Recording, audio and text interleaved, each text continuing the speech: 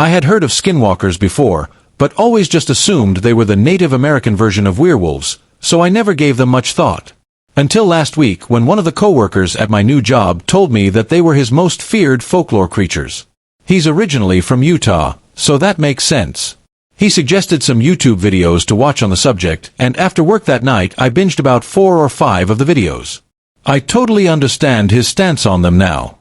I live in rural South Carolina, so to be completely honest, I wasn't too worried about the possibility of running into one. My coworker told me that they're basically a Midwestern thing. I'd be more worried about Wendigos if I were you. He joked the day after I watched the videos. We had a good chat about skinwalkers and Wendigos during our shift and just revealed the creepiness of them.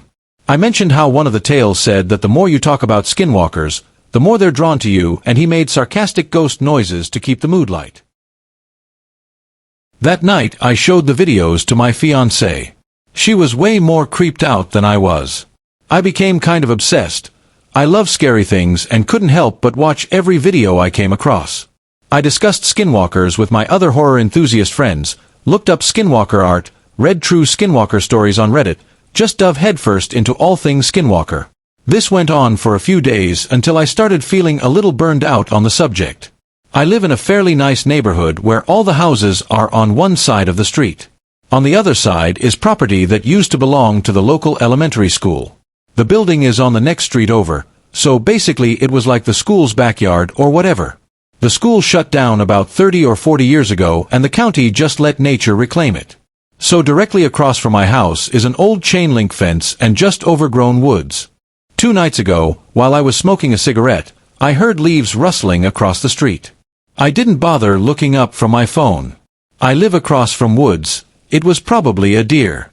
The rustling stopped, then started again, and it sounded like whatever was over there was running back and forth along the fence line, panting like a dog.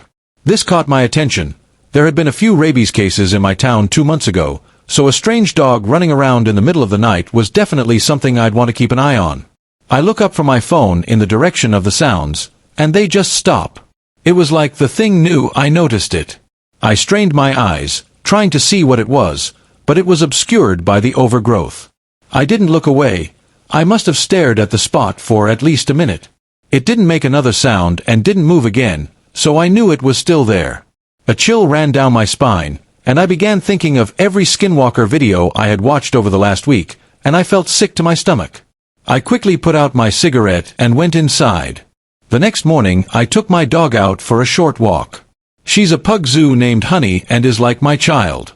Me and my fiancé taught her that pee-pee poo-poo means it's time to go outside to potty. It's the cutest thing. Anyway, this particular morning I took her out to the front yard to do her business. She pees and then walks around sniffing for about 5 minutes before walking to the side of the street and sitting down. She's never done this before, so I was a little annoyed. I tugged on her leash lightly and tried to coax her back toward the house. "Come on, honey. Gotta poo-poo." She didn't budge. This dog could be stubborn sometimes, but this was something else. She tugged back against the leash and just stared across the street, sniffing the air occasionally. It was then that I realized she was staring at the exact spot where I heard the thing the night before. I got goosebumps, and I quickly picked her up and began walking back to the house. As I got closer, I noticed something on the ground by my front steps. It was one of the Halloween decorations my fiancé had hung up on our house. Plastic black roses with plastic eyeballs and spiders on them. The stems were wire so they could be wrapped around things to keep them secured. This flower was torn apart. Something had come onto my porch, taken down the flower, and torn it apart, leaving it lying in front of my steps. I picked up the flower and threw it away. I didn't tell my fiancé. I didn't want her freaking out. The rest of that day went by uneventfully. That night I told my coworker about what happened, and he looked a little concerned but brushed it off. Said what I heard was most likely just a dog, and the flower was probably knocked down by the wind. I had my doubts. As I was walking to my door after getting home from work last night, I heard that same panting as the night before and the clicking of claws against asphalt. I turned quickly to see a dog that looked like a brown mangy bull terrier hauling ass down my street. The street is probably about 40 feet away from my front porch, so I couldn't get a great look at it, but I could tell it was only running on 3 legs because one looked mangled. It turned quickly and darted into the tree line across the street through a part of the fence that had been pulled back. The fence wasn't like that earlier that day. That's when I noticed that the dog didn't have a tail. I almost threw up. Skinwalker legends say that when they take the form of an animal, they never have tails. I tried to rationalize it to myself. Maybe it just had a stub tail that I missed because it was running. I immediately went inside. My fiancée was sitting on the couch petting Honey. She could see I was upset and asked me what was wrong. I told her nothing. I just almost got clipped by a car before I pulled into the driveway. She got up, hugged me, and cursed the person that almost hit me. She asked me if I could take Honey out for pee-pee-poo-poo, because she had been creeped out by all the spooky videos we've been watching and didn't feel comfortable going outside at night by herself. Honey perked up. She ran to the door and looked between me and the door, whining excitedly. I stared down at her for a moment before agreeing to it. I'll just keep her close to the porch, I thought. We walked off the porch, and she immediately tried to walk to the street. I tugged on the leash, and she tugged back. She eventually moved to the edge of the porch and peed. After, she began walking around sniffing. I told her the usual line. "Come on, Honey. Gotta poo-poo." She huffed at me, sniffed around some more, and eventually started pooping.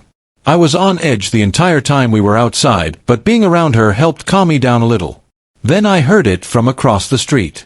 "Come on, Honey."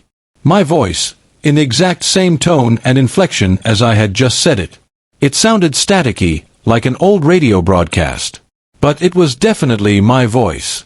Honey stopped what she was doing and stood alert. She looked over to me and cocked her head. "Come on, Honey. Gotta poo-poo." Again, my voice called from across the street. Honey began whining, looking from me to the woods across the street. I picked her up and began backing up to the steps, not taking my eyes off the part of the fence that had been pulled back. "Honey, come." The voice sounded firm now, like it was getting aggravated. Honey squirmed in my arms, whining. I didn't know if she was trying to get out to go to the voice or to run inside, but I wasn't taking any chances. I turned and bolted up the steps and to the door. As I walked inside, I turned one last time to look across the street. There, standing in the part of the fence that was pulled back, was the dog. Its eyes were glowing a dull orange, and it had its teeth bared. The face was all wrong, like someone had taken a distortion tool and just dragged around random features. Once again, I didn't tell my fiancée. Stupid horror movie cliché shit, I know. But I really don't want her losing her shit. I just told her there's a strange dog running around the neighborhood, so to not take Honey out at night. Later last night, after we had gone to bed, I woke up to the sound of footsteps pacing back and forth outside my window. Against my better judgment, I rolled over to try and see it. I don't, but the pacing stops. "Come on, Honey," my voice called out, cutting through the quiet of the night. I prayed my fiancée didn't hear. It called out 2 more times before I heard it walking away.